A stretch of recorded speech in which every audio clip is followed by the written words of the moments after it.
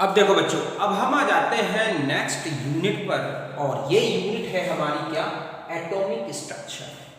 Okay, इस unit में हम जो भी इंपॉर्टेंट पॉइंट्स हैं जिनके इर्द गिर्द क्वेश्चन आते रहते हैं उन्हीं पॉइंट्स को डिस्कस करेंगे, उनसे रिलेटेड थ्योरेटिकल न्यूमेरिकल प्रॉब्लम्स इनको सॉल्व करेंगे। ओके, तो फिर स्टार्ट करेंगे। और सबसे फर्स्ट हमारे देखो सबसे ज्यादा पूछा गया क्वेश्चन होता है कि इन पार्टिकल्स के स्पेसिफिक चार्ज का ऑर्डर क्या है। समझ गए बच्चों कि ये जो इलेक्ट्रॉन, प्रोटॉन, न्यूट्रॉन और अल्फा पार्टिकल्स हैं, इन पार्टिकल्स के स्पेसिफिक चार्ज, विशिष्ट आवेश का ऑर्डर पूछा जाता है। तो देखो थ्योरेटिकली भी याद रख सकते हैं, न्यूमेरिकली भी याद रख सकते हैं। तो यहां पर हम आते हैं कि स्पेसिफिक चार्ज होता क्या है, तो ये है E/m पर ग्राम का चार्ज। किसी भी चार्ज स्पीशीज के पर ग्राम का चार्ज ही क्या कहलाता है बच्चों, उसका स्पेसिफिक चार्ज E/m। तो देखो अगर हम इन पार्टिकल्स के स्पेसिफिक चार्ज को कैलकुलेट करके भी देखें तो E मतलब हो गया चार्ज। सपोज हम यहां पर कूलॉम में चार्ज ले रहे हैं, तो इलेक्ट्रॉन का हो चाहे प्रोटॉन का 1 यूनिट चार्ज की वैल्यू होती है 1.602 × 10⁻⁹ कूलॉम। और एक इलेक्ट्रॉन का जो मास है वो ये 9.1 × 10⁻28 ग्राम, किलोग्राम में भी होगा। तो ये वैल्यू आती है 1.76 × 10⁸ कूलॉम पर ग्राम। ये जो चार्ज है, जितने भी चार्ज स्पीशीज है उनमें सबसे ज्यादा चार्ज की वैल्यू है। मींस इलेक्ट्रॉन एक ऐसा पार्टिकल है जिसका स्पेसिफिक चार्ज सबसे ज्यादा होता है। फिर हम आते हैं प्रोटॉन के लिए। तो प्रोटॉन में देखो चार्ज तो वही रहेगा, H+ होता है प्रोटॉन, बट मास जो होगा प्रोटॉन का वो है 1.673 × 10⁻24 ग्राम। इसका जब रेशियो लोगे तो ये आएगा 9.5 × 10⁴ कूलॉम पर ग्राम, जो लगभग इससे आधे के बराबर है। ओके, और हम आ जाए अल्फा पार्टिकल्स के लिए। तो अल्फा पार्टिकल हीलियम-2+ होते हैं। हीलियम का जो मास है, ठीक है, वो प्रोटॉन के मास का 4 टाइम्स है, क्योंकि 2 प्रोटॉन और 2 न्यूट्रॉन से बना है, और चार्ज 2 यूनिट है, तो हम चार्ज को डबल कर देंगे और मास प्रोटॉन के मास का 4 टाइम्स कर देंगे। तो ये हमारा ये आ जाएगा, या हम ये कहें कि प्रोटॉन के चार्ज का हाफ के बराबर है। समझ गए ना। और अगर आपसे कहा जाए E/m न्यूट्रॉन के लिए क्या होगा, तो वो होगा 0, क्योंकि न्यूट्रॉन में कोई चार्ज नहीं होता, तो स्पेसिफिक चार्ज भी 0 होगा। तो अब आपसे ऑर्डर पूछा जाए इन सब का, तो क्या ऑर्डर आएगा, देखो E/m सबसे ज्यादा किसका हो गया, इलेक्ट्रॉन, फिर E/m किसका हो गया, प्रोटॉन, फिर E/m किसका हो गया, अल्फा, फिर E/m किसका हो गया, न्यूट्रॉन। तो दुनिया में कोई भी चार्ज पार्टिकल अगर आपको दे दिया जाए तो आप इस तरह से E/m निकाल लें, चार्ज की क्या वैल्यू है, 1 यूनिट का क्या चार्ज है, और जितना भी उसका एटॉमिक मास है उसको हाइड्रोजन या कहें प्रोटॉन के मास में मल्टीप्लाई कर दें, तो इस तरह से आप स्पेसिफिक चार्ज निकाल सकते हैं। तो इलेक्ट्रॉन, फिर उससे कम प्रोटॉन, उससे कम अल्फा और सबसे कम न्यूट्रॉन का स्पेसिफिक चार्ज होता है। तो एक तो ये पॉइंट विशेष याद रखना है, इससे क्वेश्चन आता रहता है। मैं आपको इस यूनिट में वही चीजें बताऊंगा जिनसे क्वेश्चन आते हैं, जिनमें आपको बाकी बैटर को उतना ज्यादा आपको रीड नहीं करना, कुछ इंपॉर्टेंट पॉइंट्स रखना है लास्ट में रिवीजन के लिए। फिर दूसरा पॉइंट में आते हैं, क्वेश्चन आता है कि कैथोड रेज जो होती हैं, कैथोड किरणें जो होती हैं, उनका स्पेसिफिक चार्ज किस पे डिपेंड करता है। तो ध्यान रखें कि जो कैथोड रेज हैं, अगर आप कैथोड रे एक्सपेरिमेंट में जाओगे तो आप देखोगे कि cathode ray are produced by the emission of electron from cathode and also ionisation of, ठीक है, gas which is present in discharge tube. ये जो कैथोड रेज होती हैं, ये किससे बनती हैं कि जो कैथोड प्लेट है ना, उससे निकलने वाले इलेक्ट्रॉन्स एंड जो डिस्चार्ज ट्यूब के अंदर गैस भरी है उसके आयोनाइजेशन से निकलने वाले इलेक्ट्रॉन्स, इन सब से बनती है। और इन इलेक्ट्रॉन्स की एक बीम होती है। अब चाहे इलेक्ट्रॉन कैथोड का हो, चाहे सोडियम का हो, हाइड्रोजन का हो, नाइट्रोजन का, ऑक्सीजन, इलेक्ट्रॉन तो सेम रहेगा। तो इनका जो E/m है, कैथोड रेज का विशिष्ट आवेश E/m स्पेसिफिक चार्ज, ये ना तो कैथोड के नेचर पे डिपेंड करता है और ना ही डिस्चार्ज ट्यूब में भरी हुई गैस के नेचर पे डिपेंड करता है। ये क्यों? क्योंकि electron is the universal particle और इसका जो कैथोड रेज का स्पेसिफिक चार्ज वही होगा जो इलेक्ट्रॉन का होता है। तो यही मैंने लिखा, cathode rays are produced by the emission of electrons from cathode and ionisation of gas of discharge tube. thus cathode rays are beam of electrons। क्या है बच्चों? ये beam of electron। therefore E upon m of these rays does not depend upon the nature of cathode and gas। समझ गए बच्चों कि cathode किरणों का विशिष्ट आवेश किसी पे निर्भर नहीं करता, ना तो कैथोड पे निर्भर करता है, ना डिस्चार्ज ट्यूब की गैस पे निर्भर करता है। क्यों? क्योंकि ये कैथोड से निकलने वाले इलेक्ट्रॉन से बनता है। गैस जो भरी हुई है उसके आयोनाइजेशन से बनते हैं इलेक्ट्रॉन्स, और वो सब इलेक्ट्रॉन जब बीम के फॉर्म में चलते हैं तो वही कहलाती है कैथोड रे।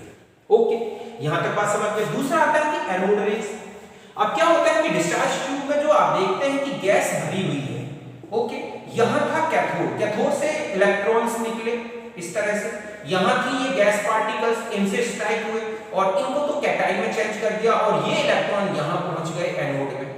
ये क्या है हमारा एनोड प्लस वाला, ये है माइनस। तो ये जो इलेक्ट्रॉन्स है वो तो चले गए एनोड में कैथोड रेज बना के, और ये जो कैटाइंस बनते हैं, समझ गए ना, इन्हीं कैटाइंस से बनती हैं एनोड रेज।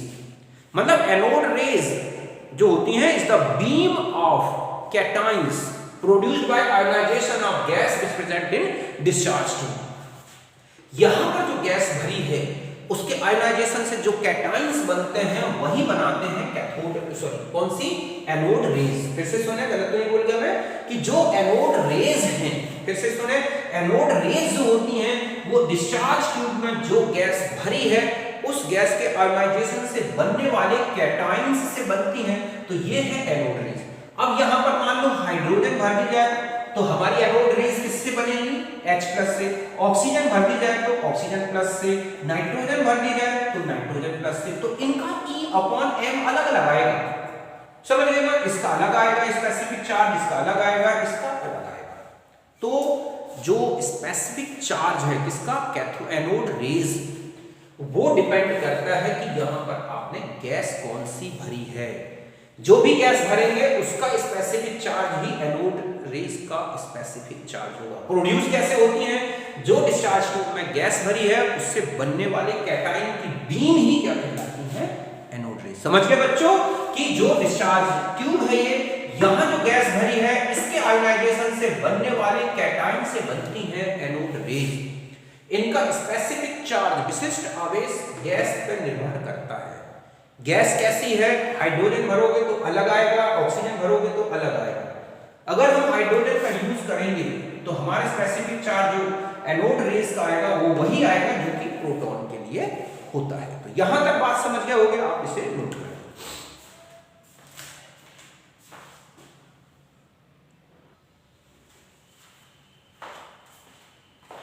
अब देखो बच्चों, और भी कुछ नेक्स्ट पॉइंट्स में आते हैं हम। नेक्स्ट है कि एक्सपेरिमेंट ऑफ न्यूट्रॉन डिस्कवरी। इससे भी रिलेटेड क्वेश्चन आता रहता है। तो ध्यान रखें कि न्यूट्रॉन की जो डिस्कवरी हुई थी वो एक आर्टिफिशियल ट्रांसम्यूटेशन में हुई थी, कृत्रिम विघटन में। इसमें जो था, ठीक है, जो जेम्स चैडविक था वो एक एक्सपेरिमेंट कर रहा था और उसमें एक एलिमेंट को दूसरे एलिमेंट में चेंज कर रहा था। तो उसमें एक न्यूट्रल पार्टिकल बना और उस न्यूट्रल पार्टिकल का नेम दिया था उसने क्या? न्यूट्रॉन। और ध्यान रखें कि न्यूट्रॉन की लेट डिस्कवरी का रीजन पूछा जाता है तो late discovery of neutron is due to neutral nature.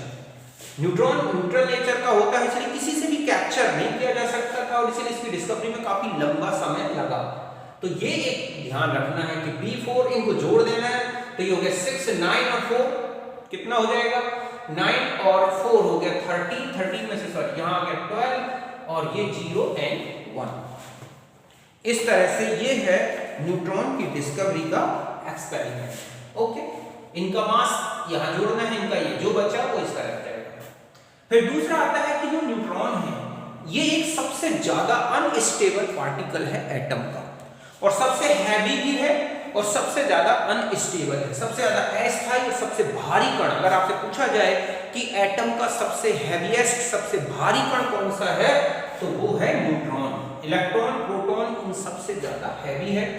और जब ये, और एक अनस्टेबल पार्टिकल है, ये जब डिकम्पोज होता है तो proton plus beta means electron plus anti neutrino, इस तरह से ये न्यूट्रिनो लिखा होता है, तो इस तरह से ब्रेक होता है। तो सीधा सा है कि ये प्लस और माइनस से मिलकर बना है न्यूट्रॉन, इसलिए न्यूट्रल चार्ज का जब ब्रेक होगा तो प्लस माइनस अलग अलग हो जाते हैं। तो एक electron means beta particle electron ही होता है, तो इलेक्ट्रॉन और प्रोटॉन में ब्रेक हो जाता है, बाकी जो मास बचा वो एंटी न्यूट्रिनो के फॉर्म में बाहर आ जाता है।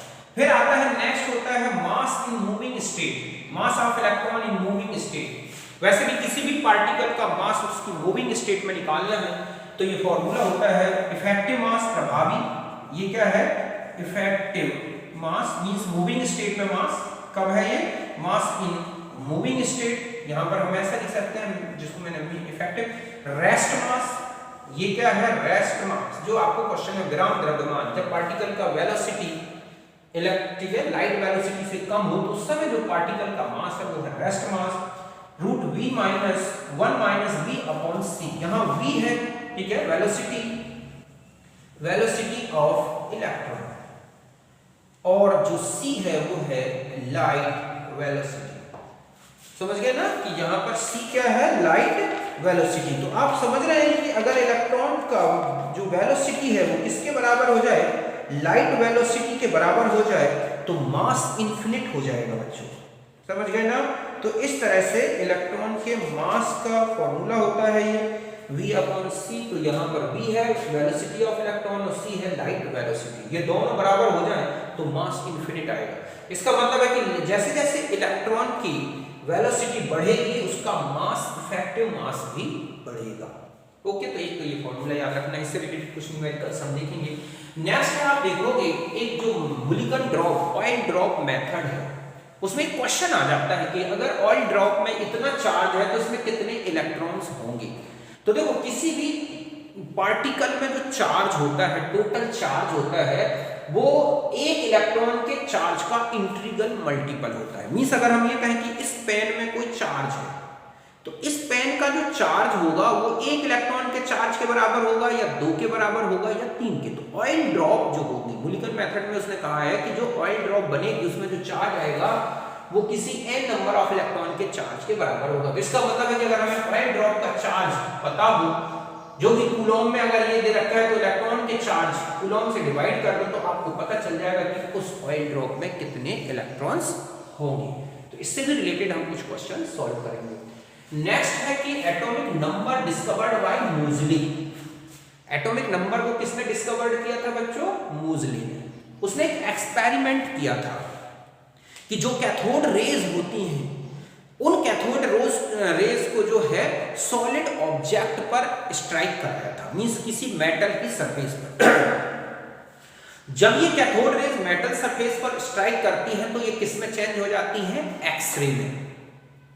उन एक्सरे की जो फ्रीक्वेंसी है वो और जो एलिमेंट लिया गया है जिस पर ये कैथोड रेज स्ट्राइक करती हैं उस एलिमेंट का एटॉमिक नंबर का ये एक रिलेशन दिया था और इसी रिलेशन को बोला जाता है मोजले इक्वेशन। एक तो यही ऑब्जेक्ट होता है कि मोजले इक्वेशन है इसमें। जेड क्या है यहाँ पर, जेड क्या है बच्चों यहाँ पर एटॉमिक नंबर, क्या है एटॉमिक नंबर। न्यू क्या है यहाँ पर, ये है फ्रीक्वेंसी ऑफ एक्स रे जो प्रोड्यूस्ड हो रही है उसकी फ्रीक्वेंसी।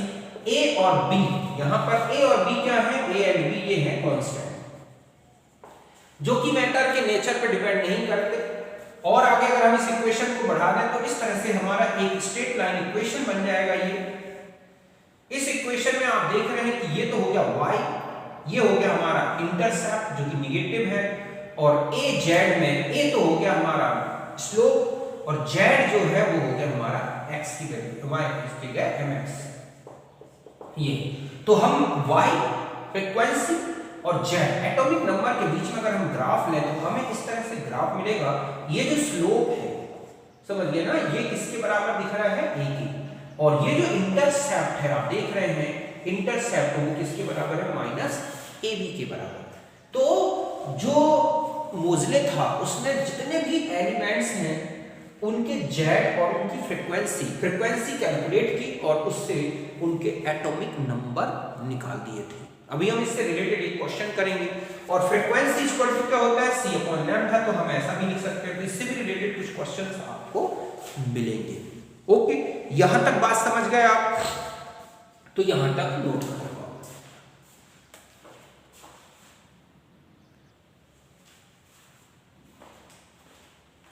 अब देखो बच्चों, नेक्स्ट पॉइंट पे आते हैं और ये है एटॉमिक मास, परमाणु भार। इसको क्या बोलते हैं? परमाणु भार। तो देखें कि जो एटॉमिक मास होता है किसी भी एलिमेंट का, वो उसके एटम के प्रोटॉन्स और न्यूट्रॉन्स जो होते हैं उनके सम के बराबर होता है। ध्यान रखें, एटॉमिक मास में इलेक्ट्रॉन का जुड़ना निकलना इनका कोई इफेक्ट नहीं पड़ता एटॉमिक मास में। मींस अगर हम एनायन लें, चाहे न्यूट्रल एटम लें, चाहे उसी का कैटायन लें, ध्यान रखें एटॉमिक मास बिल्कुल सेम आएगा। जैसे ऑक्सीजन माइनस हो तो भी एटॉमिक मास 16 बोला जाएगा, ऑक्सीजन 16 हो या ऑक्सीजन में प्लस लगा दे तो भी क्या होगा? 16। ध्यान रखें, charge only proton electrons change होने से होता है, अंदर प्रोटॉन न्यूट्रॉन में कोई चेंज नहीं आता, चाहे कितना भी चार्ज लगा दो, निगेटिव या पॉजिटिव। नेक्स्ट है एटॉमिक नंबर। एटॉमिक नंबर किसके बराबर होता है बच्चों? प्रोटॉन नंबर्स के बराबर। किसी भी तत्व का परमाणु क्रमांक उसके नंबर ऑफ प्रोटॉन्स के बराबर होता है। जैसे ऑक्सीजन है तो इसका एटॉमिक नंबर 8 है, इसका 8 है, इसका 8 है। अब इसमें भी चाहे कोई भी चार्ज लगा दो, प्लस माइनस, ध्यान रखें एटॉमिक नंबर कभी भी चेंज नहीं होता, जैसे एटॉमिक मास चेंज नहीं होता। केवल आयनिक स्पीशीज है, ये चार्ज स्पीशीज है, तो केवल number of electrons he change होते हैं। और जब हम किसी भी एलिमेंट का सिंबल लिखते हैं तो नीचे लिखा होता है एटॉमिक नंबर, द्रव्यमान परमाणु क्रमांक, और ऊपर लिखा होता है एटॉमिक मास परमाणु भार, और ये होता है एटम या एलिमेंट का सिंबल। जैसे लिखा है 2He4, तो ये प्रोटॉन्स बता रहे हैं, ये प्रोटॉन्स और न्यूट्रॉन का सम बता रहे हैं। फिर हम आ जाते हैं आइसोटोप्स। और एक चीज और बता दूं, अगर न्यूट्रल स्पीशीज है, ठीक है, न्यूट्रल स्पीशीज है तो प्रोटॉन और इलेक्ट्रॉन बराबर होंगे। अगर कैटायनिक फॉर्म में है, ठीक है, तो कैटायनिक फॉर्म में प्रोटॉन ज्यादा और इलेक्ट्रॉन कम होंगे। एनायनिक फॉर्म में है तो प्रोटॉन कम और इलेक्ट्रॉन ज्यादा होंगे। समझ गए ना कि अगर किसी स्पीशीज का कैटायन है, जैसे मान लो मैंने लिखा ऑक्सीजन प्लस, तो ऑक्सीजन लिखा है तो प्रोटॉन है इसमें 8, तो इलेक्ट्रॉन भी होंगे 8। अब मैंने लिखा ऑक्सीजन प्लस, तो प्रोटॉन तो 8 होंगे, लेकिन इलेक्ट्रॉन कितने होंगे बच्चों? यहाँ पर 7 हो जाएंगे। और अगर माइनस में आ जाए कि ये है तो प्रोटॉन तो 8 ही होंगे, लेकिन इलेक्ट्रॉन कितने हो जाएंगे? 9 हो जाएंगे। तो माइनस चार्ज लगता है तो इलेक्ट्रॉन जुड़ जाते हैं, प्लस चार्ज लगता है तो इलेक्ट्रॉन निकल जाते हैं। एटम न्यूट्रल है तो कोई इलेक्ट्रॉन्स नहीं निकालने। यहां तक बात समझ गए? हो गया आप अच्छी तरह से। अब हम आ जाते हैं कुछ एटॉमिक स्पीशीज के बारे में। इनसे रिलेटेड भी काफी क्वेश्चंस आते हैं आपको, आइसोलाइफर, तो आइसोटोन्स, तो आइसोटोप्स, इनके बारे में। और ज्यादातर ये 4 स्पीशीज जो हैं, एक होते हैं isotopes, same number of protons. एक ही एलिमेंट के एटम्स होते हैं जिसमें सेम नंबर ऑफ प्रोटॉन्स होंगे, मींस इनमें बिल्कुल बराबर प्रोटॉन्स होंगे। जैसे 1H1, 1H2, 1H3, ठीक है, प्रोटियम, ड्यूटेरियम, ट्राइटियम। तो यहां पर ये जो है ये एटॉमिक नंबर है। जस्ट ऐसा ही अगर हम देखें कि ऑक्सीजन के आइसोटोप्स, कार्बन के आइसोटोप्स, बहुत सारे, लगभग जितने भी एलिमेंट्स पीरियोडिक टेबल में हैं लगभग सबके आइसोटोप्स हैं। और सबसे ज्यादा जो आइसोटोप्स हैं वो किसके हैं? Sn के। एक तो ये क्वेश्चन है। दूसरा है हाइड्रोजन का कौन सा आइसोटोप जो है वो रेडियो एक्टिव होता है, तो वो होता है 1H3। यही एक ऐसा आइसोटोप है, 1H3 जो है ये एक ऐसा आइसोटोप है जहां न्यूट्रॉन और प्रोटॉन का रेशियो जो है वो 2 होता है। बाकी ऐसा कोई भी आइसोटोप नहीं है पूरी पीरियोडिक टेबल में जिनका रेशियो ये 2 आ रही। तो ये एक रेडियो एक्टिव आइसोटोप है। देखो अगर हम ऑक्सीजन कार्बन की बात करें तो 6 कार्बन 12 भी होता है, 6 कार्बन 13 भी है, 6 कार्बन 14 भी है। इस तरह के आइसोटोप्स होते हैं कार्बन, ठीक है। फिर हम आ जाते हैं आइसोबार्स। तो इसमें सेम नंबर ऑफ, ठीक है, सेम सम ऑफ, मतलब सेम यहां पर sum of protons plus neutron, means इसमें मास सेम होगा, ठीक है। जैसे लिखा है 18 आर्गन 40, 19 पोटेशियम 40, 20 कैल्शियम 40। तो ये क्या कहलाएंगे बच्चों? आइसोबार्स। आइसोबार्स ऐसी एटॉमिक स्पीशीज हैं जो अलग अलग एलिमेंट्स की होंगी और उनके मास जो एटॉमिक मास है वो सेम होंगे। जैसे C14 और नाइट्रोजन 14 ये भी क्या है आइसोबार्स है। ओके, तो इस तरह से पहचान लेना है। फिर आता है तीसरा है आइसो इलेक्ट्रॉनिक। आइसो इलेक्ट्रॉनिक मतलब सेम नंबर ऑफ इलेक्ट्रॉन्स। ध्यान रखें कि ये चार्ज स्पीसीज होते हैं, जैसे नियोन है sodium plus, magnesium 2 plus, aluminium 3 plus. तो यहां पर इसका अगर आप देखें तो ये एटॉमिक नंबर होता है। तो यहां पर प्रोटॉन तो 10 हैं, यहां 11 हैं, यहां 12 हैं, यहां 13, लेकिन इलेक्ट्रॉन देखो आप तो यहां 10 हैं, यहां भी 10 है, एक निकल गया 11 में से, यहां भी 10 है और यहां भी 10 है। ये इलेक्ट्रॉन्स सेम हो तो वो कहलाते हैं आइसो इलेक्ट्रॉनिक। इनके इलेक्ट्रॉनिक कॉन्फ़िगरेशन बिल्कुल सेम होंगे। मतलब यहां पर अगर 2s2 2p6 है तो इन सब में एक सा कॉन्फ़िगरेशन होगा। ऐसे ही अगर हम neon F minus O2 minus nitrogen 3 minus carbon 4 minus में चले जाएं तो यहां भी 10 इलेक्ट्रॉन, यहां भी 10 इलेक्ट्रॉन, यहां भी 10, यहां भी 10, ये इलेक्ट्रॉन्स बराबर होंगे और इनके भी इलेक्ट्रॉनिक कॉन्फ़िगरेशन बिल्कुल सेम आएंगे। समझ गए ना? तो ये कहलाते हैं आइसो इलेक्ट्रॉनिक स्पीसीज। अब देखो अब एक और बचता है और वो है आइसोटोन्स। क्या? आइसोटोन्स। आइसोटोन्स इसको बोलते हैं आइसो न्यूट्रॉनिक। क्या बोलेंगे? Iso neutronic. इनमें न्यूट्रॉन सेम होंगे। क्या होंगे? Same number of neutrons. जैसे यहां पर आ गया, ये लिखा है 14 सिलिकॉन 30, 15 फास्फोरस 31 और 16 सल्फर 32।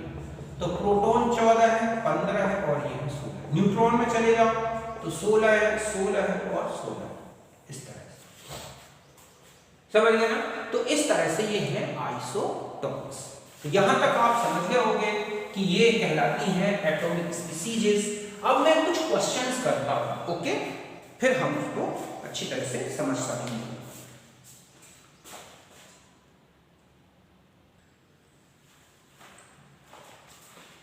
अब देखो बच्चों, ये कुछ क्वेश्चंस हैं जो कि आए हुए हैं और इनको हम सॉल्व करके देखते हैं। ओके, बहुत इजी है, बस फॉर्मूला बेस्ड है। पहला क्वेश्चन है कि इन C6, ठीक है, 6C12 कार्बन 612 में यदि प्रोटॉन्स आधे कर दिए गए या रिमूव कर दिए गए, half of the protons are removed हो गए and electrons are increase 2 times, then ठीक है the neutral atom what change then from ठीक है neutral atom what change in the change in percentage in atomic mass। Question समझ में आया आपको? क्वेश्चन ये है कि कार्बन 12 जो है, ठीक है, 6 कार्बन 12, इसमें जो प्रोटॉन्स हैं वो तो आधे कर दिए गए और जो इलेक्ट्रॉन्स हैं वो डबल कर दिए गए। तो पूछ रहा है कि मास में क्या चेंज आया होगा। तो देखो यहां से मैं बता दूं कि 6 कार्बन 12 है, हम जानते हैं इसमें प्रोटॉन्स कितने हो गए 6, न्यूट्रॉन्स कितने हो गए 6, इलेक्ट्रॉन्स कितने हो गए 6। Atomic mass some is the proton and neutrons only not of electrons. तो यहां पर हो गया एटॉमिक मास कितना है इसका 12 और वो दिख ही रहा है। अब after changing electron and proton, जब प्रोटॉन और इलेक्ट्रॉन में चेंज कर रहे हैं तो देखो प्रोटॉन तो हो जाएंगे 3 क्योंकि आधे कर दिए गए, आधे निकाल दिए गए, 6 में से 3 निकल गए। न्यूट्रॉन्स में कोई चेंज नहीं आया, इलेक्ट्रॉन डबल कर दिए गए। क्योंकि हमें इलेक्ट्रॉन से कोई लेना देना नहीं है, हमें प्रोटॉन और किसको जोड़ना है न्यूट्रॉन को। तो प्रोटॉन 3 और न्यूट्रॉन हो गए 6, तो ये कितना हो गया 9। तो मास में कितना चेंज आया देखो, 12 था 9 बचा, 3 का चेंज आ गया। तो पूछा गया कितना परसेंट मास चेंज हुआ, तो यही लिखेंगे ना percentage mass change equal to 12 में से 3 तो 100 में से तो 25% कम हो गया। और वैसे भी समझ लो 12 से 9 हो रहा है तो एटॉमिक मास कितना चेंज हो रहा है 25%। नेक्स्ट क्वेश्चन है और ये है मोलिकुलर मेथड से। देखो क्वेश्चन है कि charge in oil drop is 6.52 into 10 to the power minus 19 coulomb, calculate the number of electrons in oil drop. तो अभी मैंने आपको एक रिलेशन बताया था कि ऑयल ड्रॉप का जो टोटल चार्ज है वो एक इलेक्ट्रॉन के चार्ज का कोई इंटीग्रल मल्टीपल होगा, एक इलेक्ट्रॉन के बराबर 2 के बराबर। तो n = q upon e। Charge हमारा ये कूलॉम में है, हम इलेक्ट्रॉन का चार्ज कूलॉम में लें तो इसको डिवाइड करेंगे तो ये 4 टाइम्स डिवाइड हो जाएगा। मींस इतना अगर चार्ज है ऑयल ड्रॉप में तो उसमें कितने इलेक्ट्रॉन्स निकलेंगे 4। कभी भी फ्रैक्शन में नहीं आएगा क्योंकि इलेक्ट्रॉन या तो 1 होता है, 2 होता है, 3 होता है, आधा इलेक्ट्रॉन तो हो नहीं सकता। इस बेस पर हम चार्ज कैलकुलेट कर सकते हैं पार्टिकल का, या पार्टिकल में चार्ज हो तो इलेक्ट्रॉन्स कैलकुलेट कर सकते हैं। नेक्स्ट क्वेश्चन देखो, what is the momentum of electron with 1/3 velocity of light. मतलब वो पूछ रहा है कि एक इलेक्ट्रॉन है जिसकी वेलोसिटी लाइट वेलोसिटी का 1/3 है, तो ऐसे इलेक्ट्रॉन का मोमेंटम क्या होगा। तो देखो अभी आपको मैंने बताया था कि पहले m कैलकुलेट कर लें। m कैसे कैलकुलेट करोगे, रेस्ट मास जो इलेक्ट्रॉन का होता है √1 - c upon v, sorry v upon c का स्क्वायर।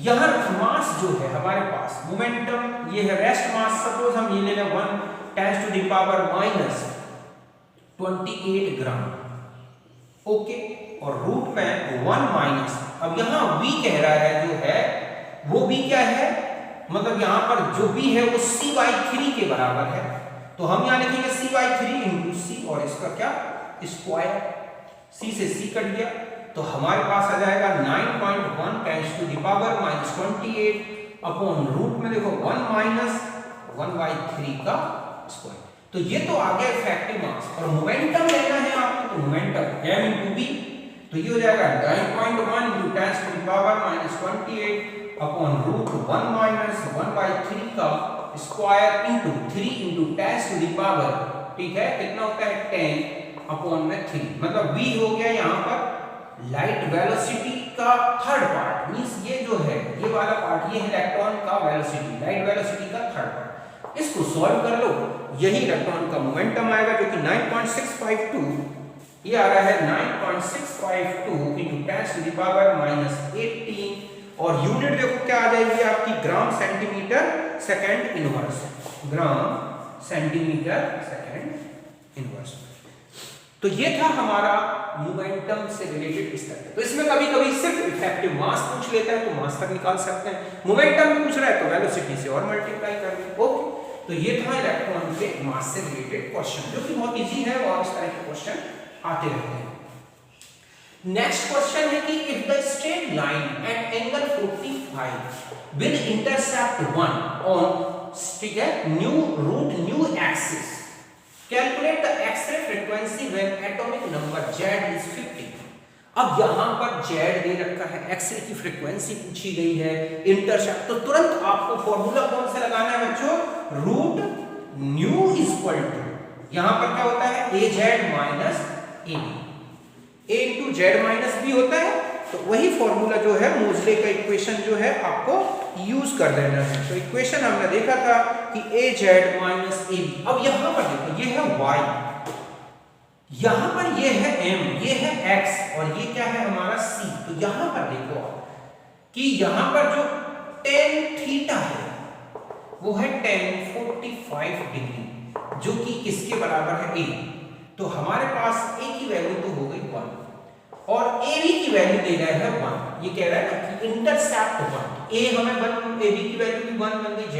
बस अब हम फ्रीक्वेंसी कैलकुलेट, और Z आपको दे रखा है कितना 50, तो यहां पर आप लिखेंगे फ्रीक्वेंसी इक्वल टू, यहां हो गया Z1 इंटू 50 माइनस 1, तो ये कितना आ गया 49, तो अब आपको फ्रीक्वेंसी तो √49, जो कि सॉल्व करने से इसकी जो वैल्यू आएगी सॉल्व करने से वो आ रही है 2401 सेकेंड इनवर्स, क्योंकि फ्रीक्वेंसी की यूनिट हर्ट्ज या सेकेंड इनवर्स में होती है। तो इस तरह के क्वेश्चन आते हैं, और कई बार आपको क्या होगा, फ्रीक्वेंसी दे रखी होगी एक्सरे की और आपसे पूछ लिया जाएगा कि एटॉमिक नंबर क्या है, जैसे मैंने यहां दे दिया फ्रीक्वेंसी है 2500, ठीक है, तो आपसे पूछ लिया जाए कि Z कितना होगा, अगर यही इंटरसेप्ट और यही क्या है हमारे इंटरसेप्ट और जो हमारा स्ट्रेट लाइन का जो स्लोप है और इंटरसेप्ट सेम ले लें, तो हम यहां लिखेंगे 2500 इक्वल टू Z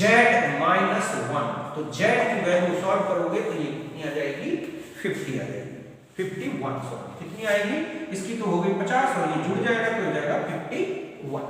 तो यहां तक समझ लेगा, तो ये क्वेश्चंस आप नोट करें।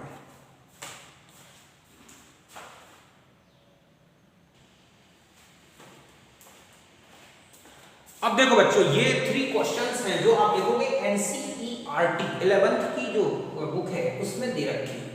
मैं इनका सॉल्यूशन बता देता हूँ, बहुत ही इजी है क्वेश्चंस। देखो क्वेश्चन क्या है कि an element with atomic number mass number 81, मतलब एटॉमिक मास कितना है 81, contain 31.7% more neutrons as compared to protons. Assign the symbol of element. समझ गए ना? तो ये कह रहा है कि एक एलिमेंट है जिसका परमाणु भार 81 है, मास नंबर कितना है 81, और इसमें जो न्यूट्रॉन्स हैं वो इलेक्ट्रॉन जितने भी हैं उससे कितने ज्यादा है 31.7%। तो पूछा गया है कि एलिमेंट का सिंबल क्या होगा। ओके, तो इसका मतलब है कि हमें प्रोटॉन्स कैलकुलेट करना है। प्रोटॉन्स कैलकुलेट हो जाएंगे तो सिंबल आ जाएगा। तो देखो सबसे पहले यहां आ जाते हैं, हम जानते हैं कि एटॉमिक मास इक्वल टू होता है प्रोटॉन्स प्लस न्यूट्रॉन्स। यही होता है प्रोटॉन्स प्लस न्यूट्रॉन्स। अब सपोज हमारे पास प्रोटॉन्स कितने हैं p, प्रोटॉन्स कितने हो गए हमारे पास p। तो ये कह रहा है कि न्यूट्रॉन्स जो है वो जितने भी प्रोटॉन्स हैं उससे कितने ज्यादा है, देखो 31.7%। तो हम यहां लिखेंगे न्यूट्रॉन्स इक्वल टू जितने प्रोटॉन्स है वो प्लस इन प्रोटॉन्स का 31.7% और निकाल लिया जाए, इन दोनों का सम मींस 1.317 इतने प्रोटॉन्स होंगे।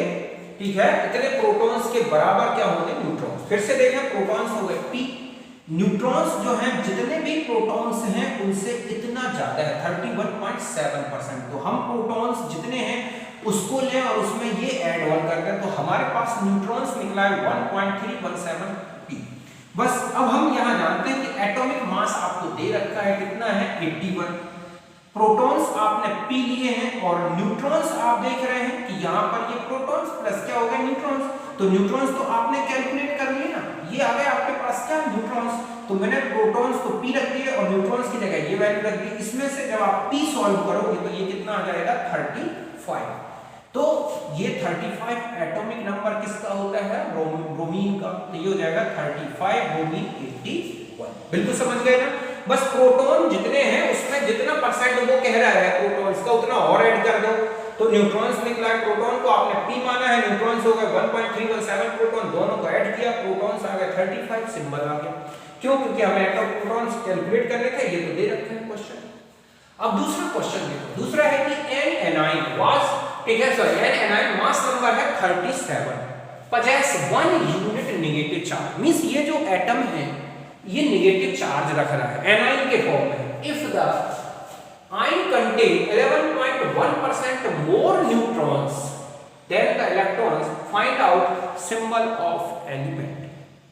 अब यहां थोड़ा सा बढ़ जाएगा, तो देखो यहां पर हम वही फिर फॉर्मूला लगाएंगे, mass number equal to proton plus neutron. Means हमें प्रोटॉन और न्यूट्रॉन्स का हुई तो कैलकुलेशन करनी है, तो आ जाएगा। अब यहां देखो, आप सपोज ये माने कि आपके पास टोटल एलिमेंट में इलेक्ट्रॉन्स कितने हैं 1, ठीक है। ये कह रहा है कि of anion mass number 37 possess 1 unit charge if the ion contain 11.1% more electron than the electrons। तो हम ये माने कि उस एनाइन में इलेक्ट्रॉन्स कितने हैं 1, कितने हैं सपोज इलेक्ट्रॉन्स इन, ठीक है, इन एनाइन, तो एनाइन में है 1।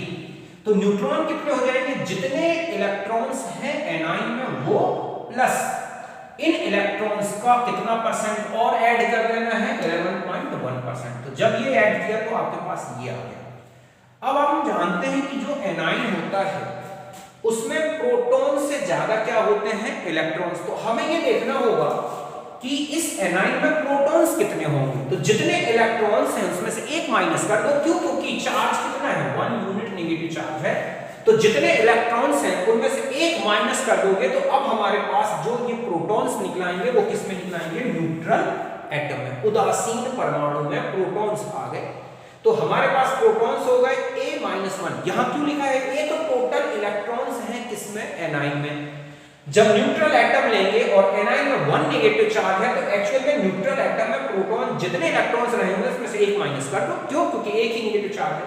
तो ये प्रोटॉन्स हो गए, ये न्यूट्रॉन्स हो गए। बस अब इनकी वैल्यू को आप पुट अप कर दो तो सॉल्व करने पर आपके पास जो इलेक्ट्रॉन्स हैं वो कितने आ गए 18। मतलब ये जो इलेक्ट्रॉन्स हैं ये क्या है, इलेक्ट्रॉन्स इन एनोइन, किसमें आ गए, एनोइन में। तो एटॉमिक नंबर कितना होगा, proton equal to A minus का हमने यहां पर रखा है तो 17 हो गया। तो हमारे पास एटॉमिक मास पता था, एटॉमिक नंबर हमने कैलकुलेट कर लिया, ये आ गया इसका क्या, सिंबल आ गया। इस तरह से आपको सॉल्व करना इसको।